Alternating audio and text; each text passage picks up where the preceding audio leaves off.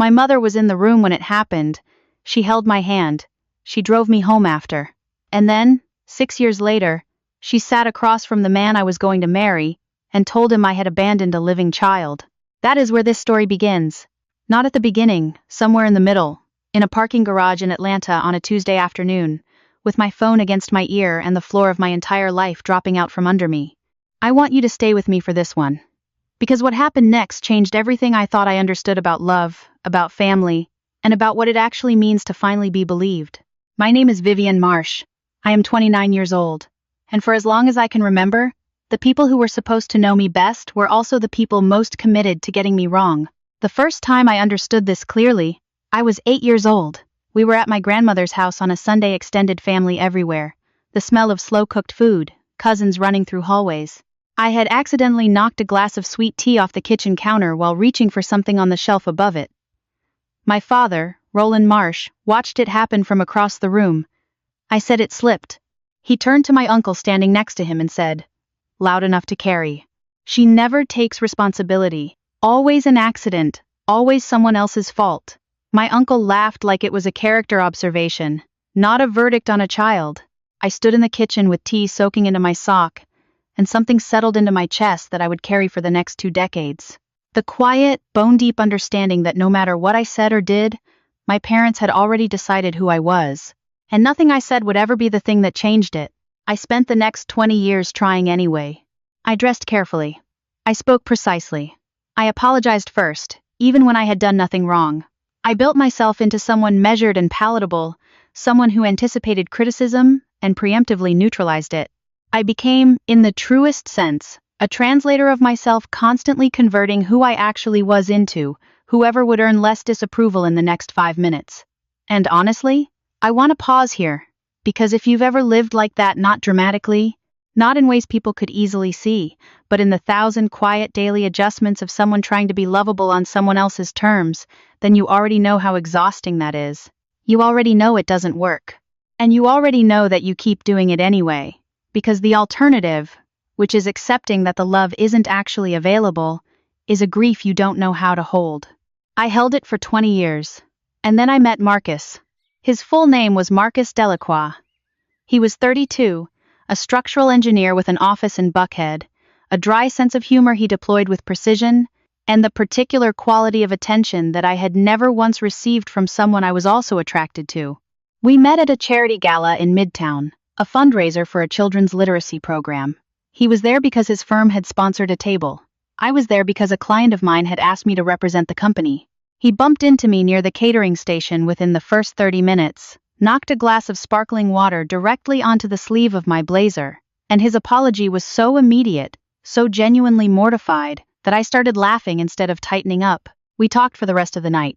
Not the kind of talking that is really just waiting for your turn. The kind where the other person asks a question and then actually listens to the answer. He didn't need me to be quieter. He didn't flinch when I was direct. He thought out loud in front of me without performing certainty, which was the thing that made me trust him first. 16 months later, he proposed in the kitchen of our apartment in Inman Park on a Thursday evening. No elaborate plan, no restaurant, no audience. Just him, down on one knee, with a ring that had belonged to his late grandmother, and his voice going slightly unsteady when he said my name. I said yes before he finished the sentence. I was so sure. I had never been so sure of anything in my life. We set the wedding for a Saturday in late October. The rehearsal dinner was scheduled for the Friday before a private room at a restaurant called Alderman's, in the old Fourth Ward. Exposed brick, amber lighting, candlelight in low-glass vessels, our closest people in one room. The kind of evening I had spent years not believing I would ever deserve. My parents had never warmed to Marcus. My father thought he was too reserved, not flashy enough by the internal scoreboard my father kept but never named. My mother, Celeste Marsh, was the more sophisticated version of the same disapproval. She smiled at Marcus's face and critiqued him the moment his back was turned. I had spent years building filters against their opinions. I had learned to take what they said about me and let it pass through without lodging. I had not learned to protect Marcus from them. That was the gap they walked through. 11 days before my wedding, Marcus called me on a Tuesday afternoon. His voice was different. Not angry, careful, like he was handling something he couldn't put down and wasn't sure how to carry. He told me my parents had come to his office that morning. No warning, no call. They sat across from him in the conference room and told him that when I was 22, I had become pregnant, had given birth to a child, and had walked away from that baby without looking back. My father had used language I won't repeat here. My mother had leaned forward like she was sharing a secret between friends. Don't let her trap you the same way. Marcus did not accuse me. He did not raise his voice. He asked me quietly, in that measured way he had, if there was anything I needed to tell him. I sat in my car in the parking deck beneath my office building in downtown Atlanta. The concrete around me was dim and loud with other people's engines. I pressed the phone to my ear, and I felt the floor of my chest open into nothing. Because there had been a pregnancy, and the story was nothing like what my parents had told him. When I was 22, I was in a relationship with a man named Devereaux Osei. He was older, charming in the way that is really just control and better packaging. I got pregnant. I was terrified. Devereaux was not kind about it. He told me clearly that a child was not part of his life. And when I said I wasn't certain what I wanted, he made that uncertainty feel smaller and more shameful until I had almost no ground left to stand on. I carried that pregnancy for 4.5 months. And then, without warning, without any decision being made, I lost it. A miscarriage, sudden and devastating, that ended everything in a matter of hours. There was no birth. There was no baby. There was no abandonment. There was grief I buried so deep I had told almost no one, including Marcus, because I had never found the right moment, and because that season of my life had belonged to a version of me, I was still quietly mourning. I hadn't been hiding it out of shame. Exactly. I'd been protecting it the way you protect something that still has the power to break you open if you hold it wrong. My parents knew all of this. My mother had driven me to Piedmont Hospital. She had sat in the waiting room with me. She had held my hand. She knew exactly what had happened, and she knew exactly what had not happened. And 11 days before my wedding, she sat across from my fiancé and told him I had abandoned a living child. I drove to Marcus's apartment that night. I told him everything: the pregnancy, the loss, Devereaux, the years of silence, and the reason for the silence. He sat across from me and he listened to all of it without moving. When I finished, he reached across the table, took my hand, and said, "I'm so sorry that happened to you. Not, I'm sorry you didn't tell me. Not, I'm not sure I know what to believe." He grieved it with me first. He held the loss as a loss before he treated it as a secret. That was the man I was marrying. Honestly, I don't know how I would have responded in his place. I want to be real with you here. I would like to believe I would have been exactly that steady, exactly that generous. I don't actually know. What I know is that he was, and that it did not erase everything. Because the damage my parents had planted was still sitting in the room between us. The seed of doubt, placed 11 days before a wedding, is designed to survive love. My parents understood that. They had calculated for exactly that. What they had not calculated was what was going to walk through the door at our rehearsal dinner. Let me take you there. Alderman's Restaurant on a Friday evening in late October is a particular kind of beautiful. The private dining room they had reserved for us held about 40 people around long tables dressed in white linen and clusters of late-season garden flowers, dahlias and dried olive branches, and small white candles in hammered bronze vessels. The light was warm and low. I stood in the doorway in a deep green dress. And for the first few minutes, I let myself believe that the previous 11 days hadn't happened, that the wound was already closed, that tonight was only joy. Marcus was near the bar with his brother, head tipped back laughing, collar open. He caught my eye across the room the way he always did, that quick, quiet look that said, "I see you. I'm glad you're here." I held that look for a second longer than I needed to. My parents were seated near the far end of the table. My father was on his second drink. My mother was wearing a cream blouse, and the expression she reserved for occasions where she expected to be photographed pleasant, composed, performing warmth for an audience that didn't know her the way I did. They had called me 4 times since the confrontation with Marcus. I had not answered. I had not uninvited them tonight because some exhausted, still hoping part of me had believed they would simply sit quietly and let the evening pass. That hope lasted until 8:23 inches the evening, when the door to the private dining room opened, and a woman walked in that I had not seen in 5 years. Her name was Simone Farrow. She was 35. Composed and lean with the particular stillness of someone who has survived something significant and come out the other side without needing to announce it. She had been my closest friend during the years I was with Devereaux, the person who had sat on the floor of my apartment with me after the miscarriage, who had driven me to follow up appointments, who had said nothing when nothing was right and said exactly the right thing when something was. We had drifted apart gradually after I left that chapter behind. Not in anger, in the slow, quiet way that sometimes happens when two people become too tightly associated with a pain neither of them can keep touching without it hurting. I had not invited her. I had not known she was coming. She walked directly to me. She bypassed the greetings and the confusion and the heads turning toward the open door, and she said my name in a voice that was steady but not casual. She was holding a manila envelope. She said she needed 5 minutes and that it could not wait. I took her into the narrow corridor outside the dining room, the sound of the dinner muffled behind the closed door. My heart was doing something irregular. She placed the envelope in my hands and told me to open it. Inside were documents. Medical records from Piedmont Hospital. My records, from the weeks I had been treated during the pregnancy loss. A dated discharge summary. A letter from the attending physician, clinical and formal, confirming pregnancy loss at 18 weeks. And beneath those documents, a printed series of text message screenshots, time-stamped, clear, between my mother, Celeste Marsh, and Devereaux Osei. The oldest message was from 4 months earlier. My mother had reached out to Devereaux directly. She had asked him in writing, on record to confirm, if anyone ever asked, that I had carried a pregnancy to term and relinquished the child for adoption without his knowledge. Devereaux, whatever else he was, had refused. He had told her that was not what happened, and that he wanted no involvement. She had pushed him twice more. He had stopped responding. Simone had obtained the screenshots because Devereaux, unsettled by the exchange, had contacted her.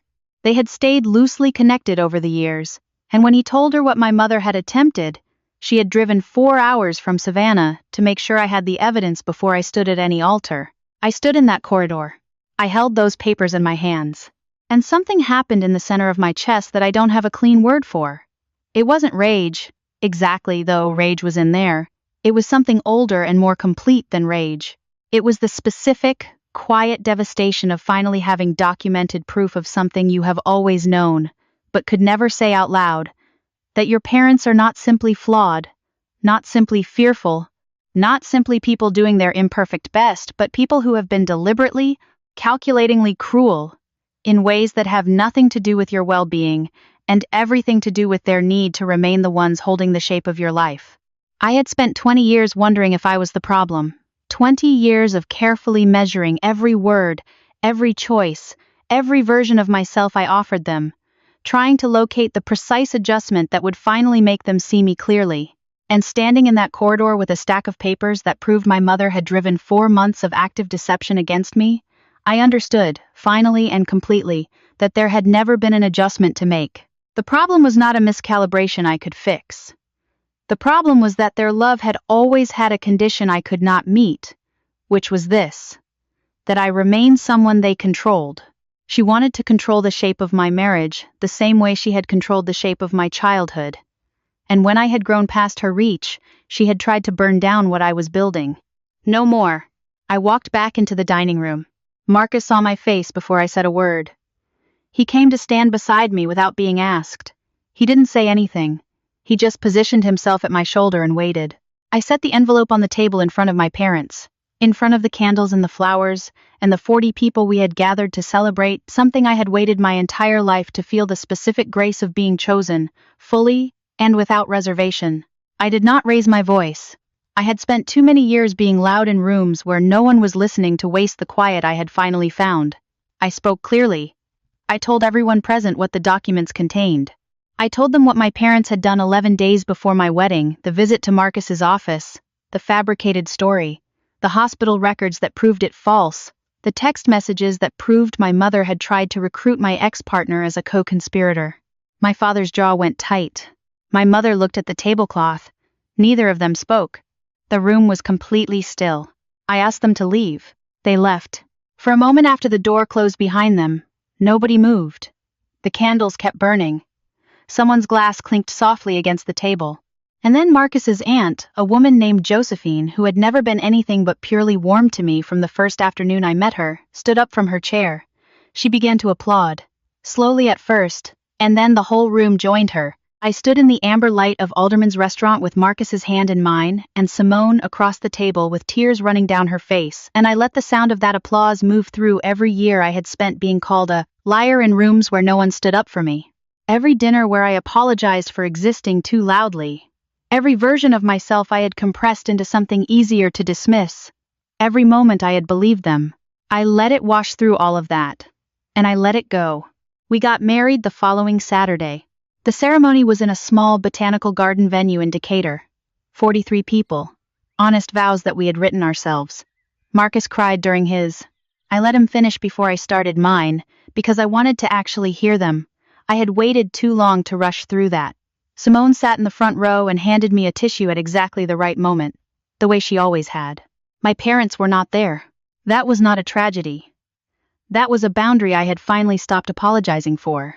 If you've ever sat in a room where someone who was supposed to love you rewrote your reality and you had no proof, no witness, nothing but your own memory of what actually happened, I want you to sit with something for a minute.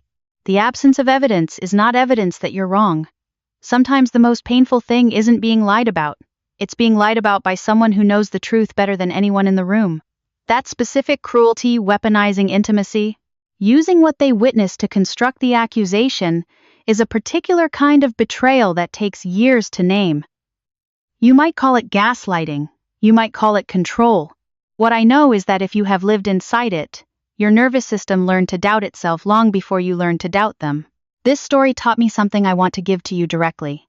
The people who have decided who you are will not be persuaded by evidence.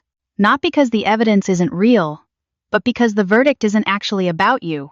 It's about their need to remain the authority. Walking out of reach doesn't require their permission. It doesn't require them to agree that you deserve to leave. It only requires that you stop coming back to the same court that has never once ruled in your favor.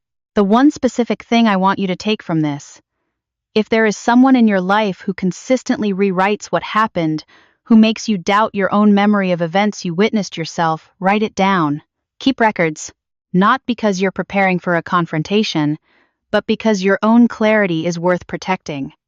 The moment Simone laid those documents in my hands, I understood that my own truth had always been the truth. But having it documented on paper changed something in my body. It let me stop defending and start standing. The question I want you to sit with today is this: who in your life benefits from you staying unsure of yourself? Before I close this one out, I need to hear from you. Drop a 1-inch the comments if you think Vivienne made exactly the right call confronting her parents at the rehearsal dinner. Drop a 2 if you think she should have handled it privately, even after everything they did. Drop a 3 if you've been in a room where someone rewrote your truth and you had no proof to push back with. I genuinely want to know. And wherever you're watching from right now, Atlanta, Savannah, somewhere across the country, somewhere across the world, tell me the city and what time it is there. These stories travel further than I expect them to, and I like knowing where they land. If this one found you at the right moment, if some part of this story is also your story, please subscribe to this channel. Every video we make is for the person who needed to hear exactly this, today. Hit subscribe, turn on notifications, and come back for the next one. The best chapters, I promise you, are always still ahead. This is a fictional story inspired by real emotional experiences, fully rewritten and reimagined in Atlanta, Georgia to create original content. Any resemblance to real people or events is coincidental.